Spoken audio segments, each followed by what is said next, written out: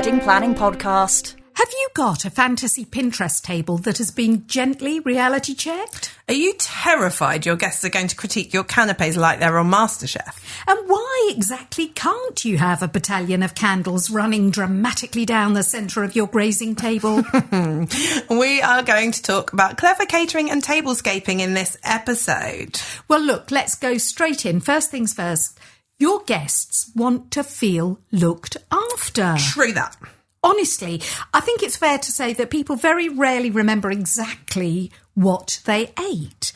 But they do remember things like whether they were hungry, whether the drinks flowed, whether the atmosphere felt welcoming, or whether they were squashed elbow to elbow at a tiny, weeny table. So good catering and tablescaping are about creating comfort, atmosphere and flow, not just the old aesthetics. Yeah, I've just actually got one of my couples, I've asked them to increase their table size because they were trying to fit so much onto their tables and they already had the smallest tables for their numbers. So it was looking like an episode of the Generation Game with, you know, the cuddly toy and everything else. It was crazy. I did them a tablescape image and showed them what it was going to look like, and you just couldn't see the table because there was just so much stuff. So yeah, I'm with you. And it is that thing, I suppose, as well. You know, you've got to think about your guests may need to put things like bags or phones or, you know, don't get your bag and phone off my table. Well, I know. Are you one of them? I am. And are you coming into my marquee or my room before anyone else and putting your coat down on the chair?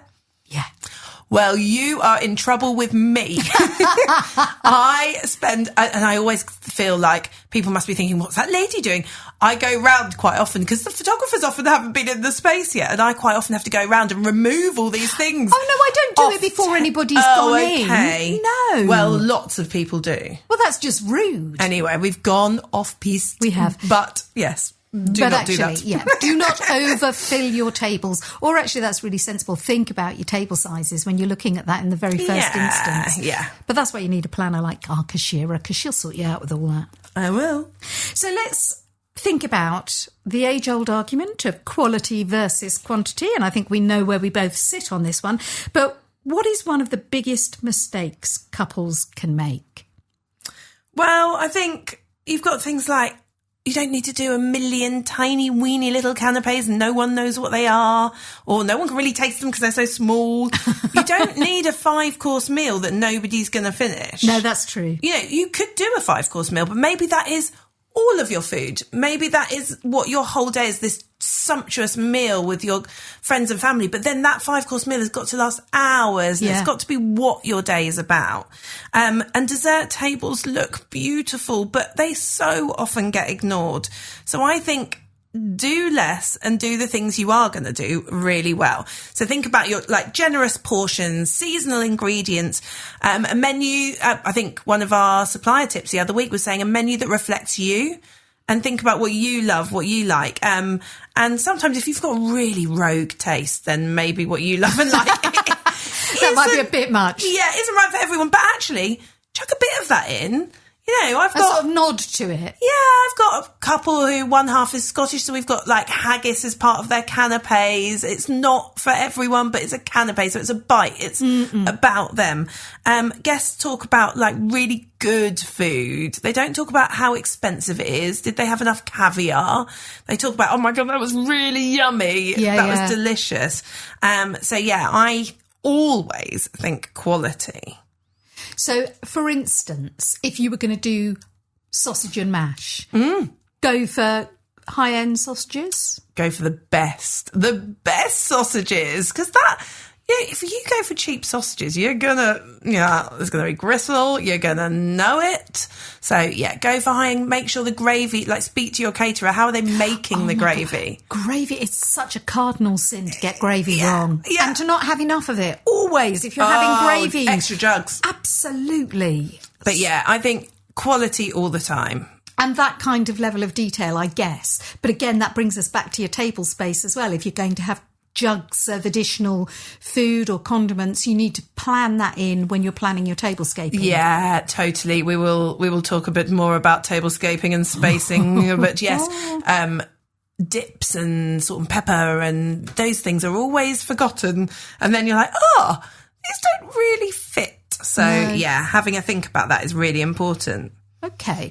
And I suppose it is that eternal question, and I know we've covered it before, but I do think it's worth asking again, just because it comes up so frequently.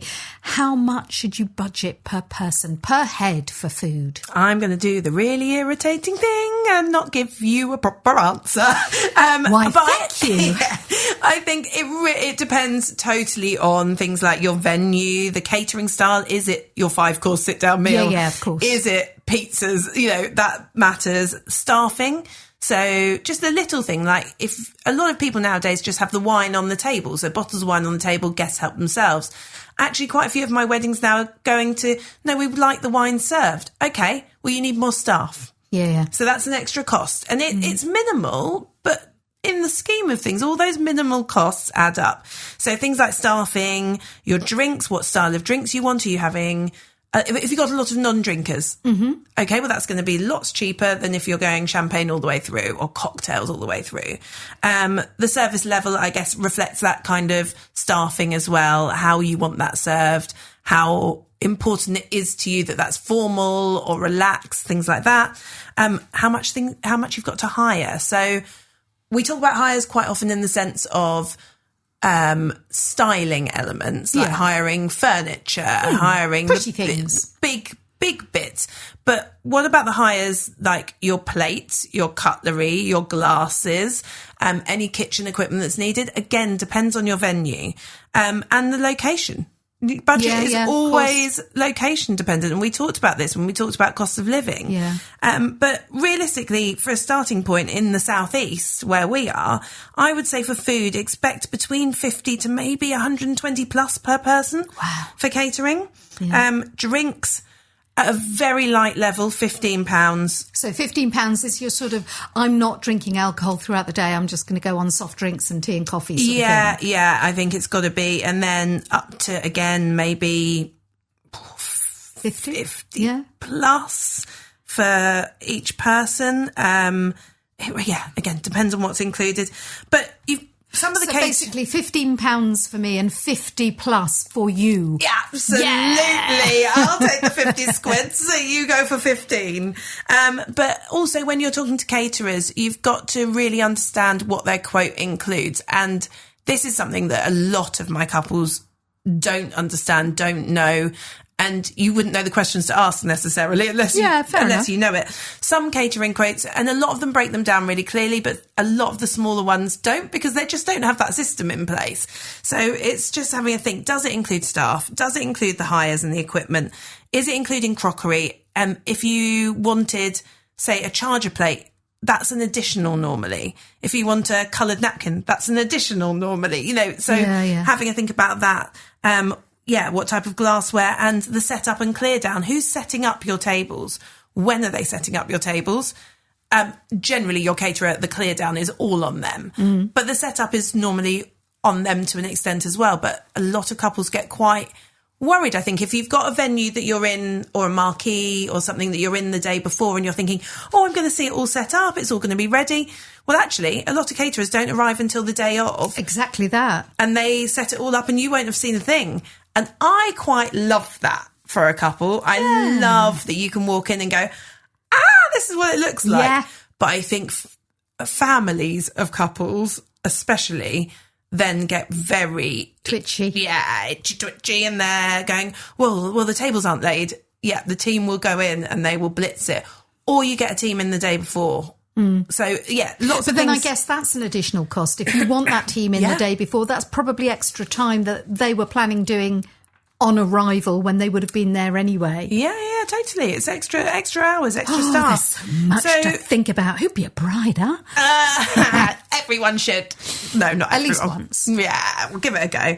But sometimes, that means cheap caterers, when you look at an initial quote, you might go, oh my God, that's brilliant. But dig a bit deeper. Yeah, has it got everything included? Yeah. Okay. So we do love a beautiful table. We really do. But there is a difference, and we cannot stress this enough, between the style shoot tables that you will see on Instagram or on TikTok and real wedding tables. So what is there, oh wise one, to think about? Well, firstly, I love a styled shoot. We know. totally up for styled shoots. And I tell you why. I don't know if we talked about this before. Styled shoots are a moment for suppliers to showcase their ideas and creativity and go, do you know what? You can have this, you can have that, and it'll look slightly different, show you something new. But you're right, it's not necessarily real, because when we do a styled shoot, we normally set one table. Exactly. And we will put everything into that one table. Those tables can be attainable. That look can be attainable, but the cost of that is sometimes prohibitive. Yeah. So that is kind of the difference. But things to think about when you're looking at tablescaping. And I think as well, let's just say tablescaping might sound like a bit of a fancy word. It does, yeah. Okay, let's strip that back. When you're looking at the table and everything you've got on it. Yeah. That's tablescaping. What's important when you think, I'm going to sit at this table and have a meal? Well, can your guests see each other? Good point. Because you could be having a really clever way to do things with florals, excuse me, is you could have these beautiful floral meadows or bowls that are used in your ceremony. And then you go, right, we'll now repurpose those and move those to be the table centerpieces. Yes. Stunning. What height are they? And if I'm sat opposite you at a long table, at a round table, is there just a load of flowers? It's just a bush in front of your face. You're sort of like peering through the undergrowth to see people. And you could have them on a raised plinth, or you could just consider having lower things that you can use differently in your ceremony. So, yeah, can guests see each other? Because I think that's important. Really, really important. And we'll talk more about this when we talk about candles. Is there room for food? Can we actually fit your food on the table? And when I was saying about the couple that I was talking to the other day about getting bigger tables, it's because they wanted bread plates as well. Ah, okay, so they want side plates for bread, and then presumably baskets of bread or something like that. So totally fine if you want the side plate, but it takes up more room. So if you've got a table that's supposed to seat 8 people comfortably, 10 at a push, you can't fit 10 at a push plus a side plate. Plus a bread basket. Yeah, you've got to check, is there room for the food? Full of gravy or custard or whatever. Gravy and custard together with the main course. Well, why not? Yeah, go for it. I think when you speak to caterers, you've got to really think about how practical your table layout is. In the room itself, how practical is that for your caterers to serve? So access around. So this is really important. A lot of smaller venues might feel really lovely because you feel really intimate. You feel like everyone's close together. But are they so close together that your waiters can't move You've got between? To have absolutely skinny mini waiters to get them in there. And it just slows down all your service. So if you've got no room for them to move around, your first table will be served and you'll be waiting half an hour for the last table because they can't physically get to you. It's logistically tricky. I did attend a wedding last year where it was exactly that, and it was the most beautiful space. And by the end of it, I felt quite anxious because these poor staff kept having to come really right behind us, and I kept having to get out of my chair in order to push the chair in. I'm so sorry. And it did become, in the end, I sort of stood for quite a long time because I just felt that I was in the way. And there were a couple of other people that were in a similar situation just by dint of where we happened to be seated. And you don't want that. You don't want your guests feeling anxious, nor do you want to put that kind of pressure on those who are waiting, actually. Yeah, absolutely. And I think that maybe when you're looking at venues, if you're choosing a venue and your guest list is the maximum capacity for the venue, it might be worth just asking them, how does that work? How are the tables laid up? Yeah. Like, what space is there if we go to absolute max? Yeah. If you're thinking, and we want a bar in the room and we want somewhere to stand to do speeches, which is another thing to think about with tablescaping. A lot of couples now go with the really long tables, they're beautiful, and the couples sit in the middle of one of those tables. But when there's speeches, unless you're standing at the space you're sitting, if you want to go and do your speeches at the top of the tables, for example, the other day I had a groom doing the speech, top of the tables, but the bride was supposed to be sat in the middle, halfway down the table. Well, actually, the groom wants to speak to the bride in the speech. You want to directly address them. So we had to ask the uncle if he wouldn't mind just going and sitting in the bride's seat for a while the bride sat at the end of the table. Which resolves it. Totally resolves it, but you might not want to even have to think about that. Absolutely. And that's the kind of thing that it's like, okay, how do we make sure that doesn't happen? And also, are people sitting on the ends of tables? If you've got long tables, the ends of tables can be quite uncomfortable. They can, because there's nearly always a leg to negotiate with. Yeah, so having a think about how beautiful they are, but are they practical? Because there's the other thing, like we said, about putting the food down.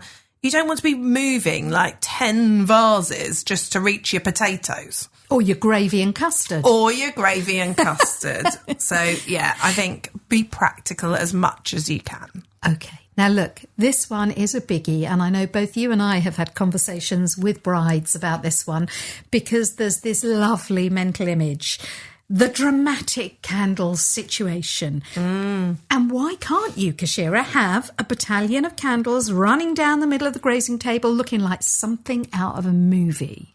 Well, yes, I've got a couple of brides I'm talking to about this very thing right now. So beautiful. Yeah. Absolutely stunning, especially if you're in maybe like a stately home or somewhere that's quite banqueting, quite grand, and you want all these candles all down the middle of your table. That will look beautiful. You can only do that if you're having a set plated menu.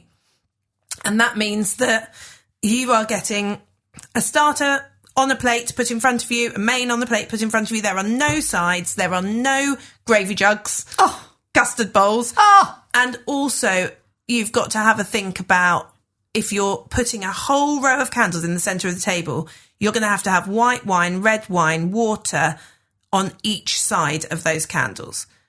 To stop people leaning over? You can't ask people to lean over a whole load of candles. Or you can ask them to, but it's a terrible idea. Yeah. So the reason you can't do that, I mean, like we've just said, it's quite simple. You don't want people to get hurt. You also, fire regulations. One of the big things, couples have this beautiful vision and then find out you can't even have live flame. Yeah. A lot of venues. And that's not unusual. It really isn't. And if you sit back and think about it for a minute, you go, oh, no, actually, I get that. Yeah, so open flame is often not allowed. Nowadays, there are some really beautiful glass sleeves that you can get to go over open flame candles. So sometimes that can be a really good way, but only if you're allowed them in the first place. Yeah. So if you're not, then there are LED candles. Now, again, we always say about hiring instead of buying. LED candles are expensive. They are not a cheap option because if you want to be dramatic, you want a lot of them. So you need to find someone that's got those to hire, really.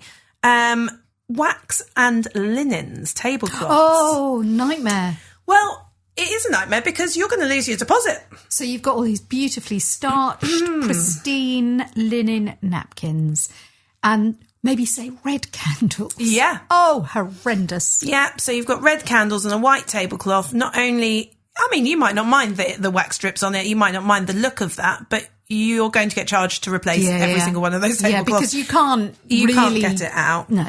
So, yeah, we don't really... You've got to think about your style of food. And it is absolutely fine to do it if it's a plated meal. But if it's feasting, what I'd suggest you do instead is you do every table break. So by table break, I mean... You ask your caterers, how many people will you be serving at a time? So they will break down. If you've got a long table with 40 guests on, they'll probably say, we serve 8 people at a time. Yeah. So therefore you go, great. So after those first 8 people, I can put a collection of candles and flowers before the next 8 people. Yes. So that's a way to make it quite stunning. Or you do use LED that is much easier for people to move around, but you still can't have that block, unfortunately. Or you change your food style and you go for a plated sit-down meal. I think there's no other nice way to put it, really. I mean, I know brides do have that sort of mental image of the whole sort of candlelight romance. Yeah, stunning. But honestly, it is rarely practical. Yeah, it's stunning. It's just whether you've got to think about everything. It's not a movie. No. And I honestly, I don't think I've ever come across a venue that has greenlit that. Oh, I have got. Have There you? are definitely some that do, and like I say, I have got a couple of brides that we're working on how that can work. But there is a lot to think about. It is, and your own fire extinguisher as a planner, I'm sure, is an inevitability. Now, look, we were just touching on sort of food per se, but family style feasting and grazing tables. Give us the benefit of your experience on this and why they're so popular.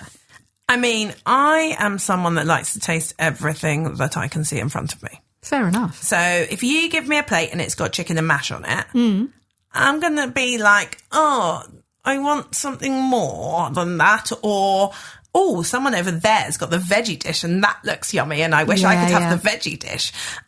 So for me, family style feasting, which can be called all sorts, it could be sharing. You might know it as a sharing plate. It just feels a bit more relaxed. It means that everyone can pick and choose the bits they like and don't like, so you're going to get less food waste. Well, and also it takes you back to that giving people enough to eat. They will be able to have enough to eat because they will choose the things that they like. Yeah, your granddad might only minis like me. Yeah, and granddad might only want a small portion, whereas... You can have granddads. Yeah, you can go, well, I'll have the extra potatoes. Cheers, thanks a lot. But yeah, food waste is generally reduced in sharing and feasting style food. But you do need structure. So you need to make sure, like we've just said, there's enough space to fit bowls and dishes on the table.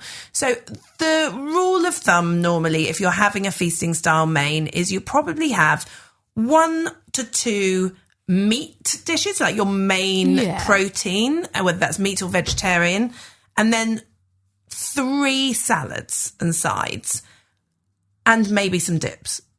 So you are looking at a minimum of 5 big dishes, and some of those might be on boards, some of them might be bowls, some of them might be platters.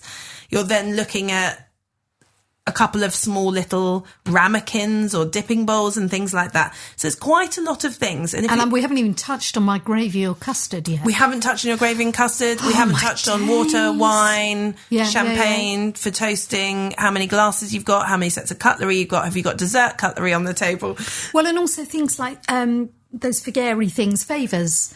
And if you're having name... I'm personally not a massive fan of the old name card thing, but, Oh, I think you have to have something. I think if you've got a seating plan, kind of. Oh, no. Oh, we are going to strong disagree on this.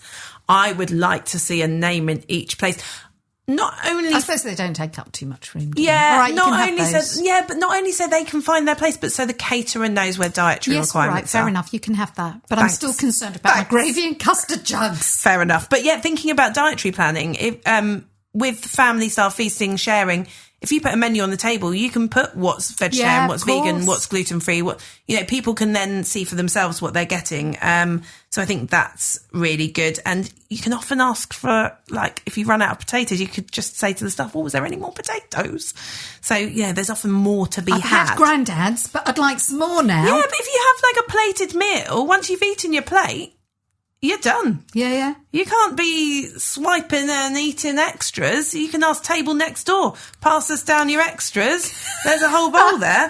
So, and then grazing tables is slightly different. Grazing tables is where you lay out, say, meats, cheeses, or you might have a grazing dessert table. But one of the things to think about with grazing tables, a lot of people do them for reception instead of canapes, maybe. Yeah. Or you do it for the evening.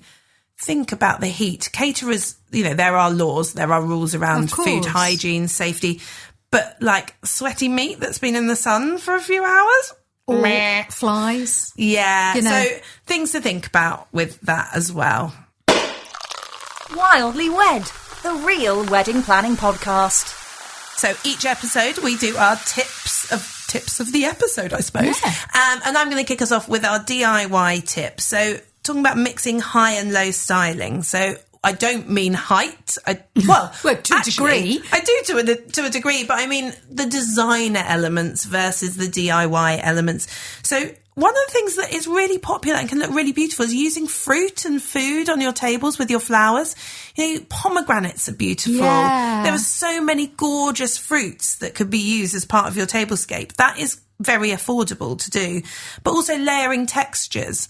So making sure your napkins maybe are a different texture to your tablecloth. But you're really good at this stuff. You have a natural eye and expertise. I, on the other hand, look as though I've laid a table wearing boxing gloves. Yeah, I mean, don't let you do the tables is what I'd suggest. But I think, DIY tip would be have a look at textures, have a look at what you can find. And there might be that one item on your table that you want to spend that little bit more on.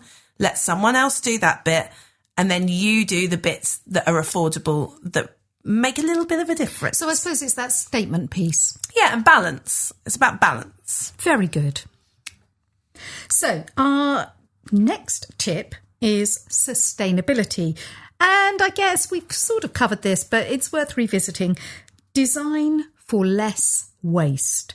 And the most sustainable tablescapes are often the simplest. So you think hire instead of buy. I know that's a message we constantly harp on about, but really it is. Seasonal flowers, again, we've said it before and we'll probably say it again. Reusable napkins and signage. That's a no-brainer. And repurposing ceremony flowers onto tables, as you have just sort of spoken about. That makes perfect sense. And now we're going to go into our supplier tip, and delighted to hear from Tom at Black Magic Studios. My top tip for couples choosing a videographer would to be to choose someone who you know you can be comfortable, relaxed, and ultimately enjoy your day around. We spend most of the day with you, just like the photographer, so it's so important to get a person who vibes with you and you know you can just enjoy your day with. Another top tip is to choose a videographer who knows when to step back. This is super important because it gives you the time to be present to enjoy each moment of your special day. Thank you. Thanks, Tom. Love a bit of videography. It's great. So, next episode. Go on then. I think we're going to talk about wedding morning. Oh, I like The that. morning of. So kind of how do you keep calm? What does your timeline look like? Who's talking to you about your timeline? And how do you make sure you're just enjoying it? Yeah, we like that. Yeah. And so that comes to the end of this episode. We have been Keshira and Vicky. This is the Wildly Wed Pod. You can find us on YouTube, Apple, Spotify. Please rate, review, share and subscribe. And we will see you next time. Ta-ta. Say I do to the Wildly Wed podcast. Follow us on Insta at Wildly Wed Pod.